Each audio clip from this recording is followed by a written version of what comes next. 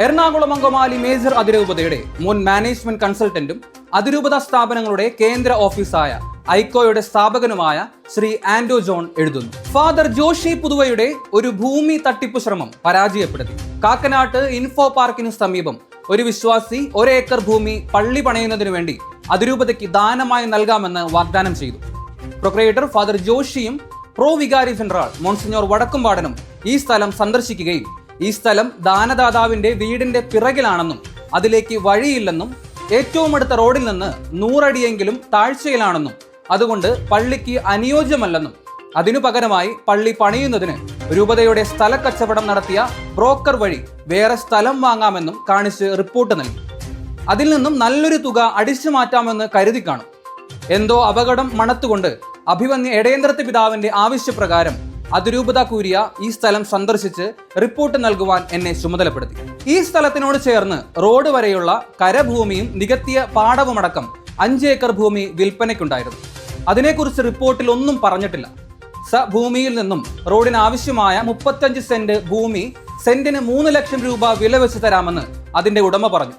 എന്നാൽ തന്നെ 1 acre 35 saint വരുന്ന ദാനഭൂമി അടക്കമുള്ള മൊത്തം സ്ഥലത്തിന്റെ ശരാശരി വില സെന്റിന് 77,780 രൂപ മാത്രമേ വരികയുള്ളൂ.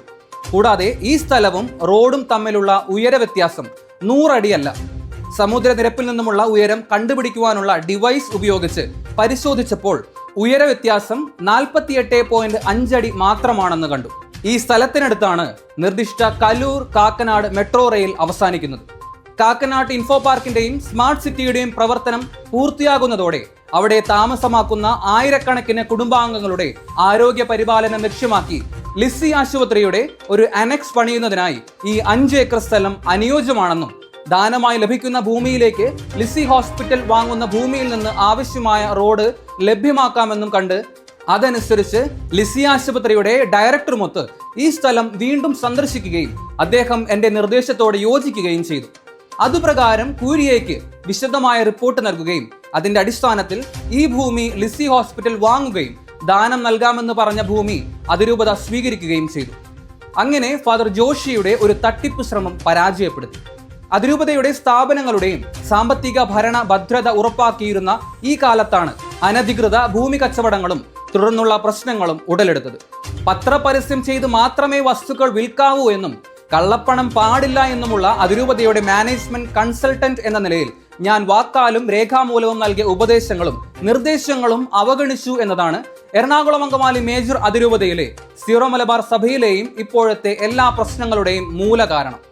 മുകളിൽ പറഞ്ഞ ദാനഭൂമി സ്വീകരിക്കരുത് എന്ന് 2 പ്രമുഖ അധികാരികൾ റിപ്പോർട്ട് നൽകിയ സംഭവവും അതിനെതിരായി റിപ്പോർട്ട് നൽകേണ്ടി വന്നതും എന്റെ മനസ്സിനെ വല്ലാതെ ഉലച്ചു. ഇതുപോലുള്ള ആശാസ്യകരമല്ലാത്ത സംഭവങ്ങൾക്ക് ഇനിയും മൂകസാക്ഷിയാകേണ്ടി വരുമെന്ന വിഷമമോർത്ത് ദാനഭൂമിയെ സംബന്ധിച്ചുള്ള റിപ്പോർട്ട് നൽകി 3-ാം ദിവസം, അതായത് 2016 നവംബർ മാസം 30-ന് അതിരൂപതയുമായുള്ള എന്റെ ഔദ്യോഗിക ബന്ധം ഉപേക്ഷിക്കേണ്ടി വന്നതിൽ വിഷമമുണ്ടായിരുന്നു. എങ്കിലും അത് നന്നായി എന്ന് പിന്നീടുണ്ടായ സംഭവ വികാസങ്ങൾ തെളിയിച്ചു.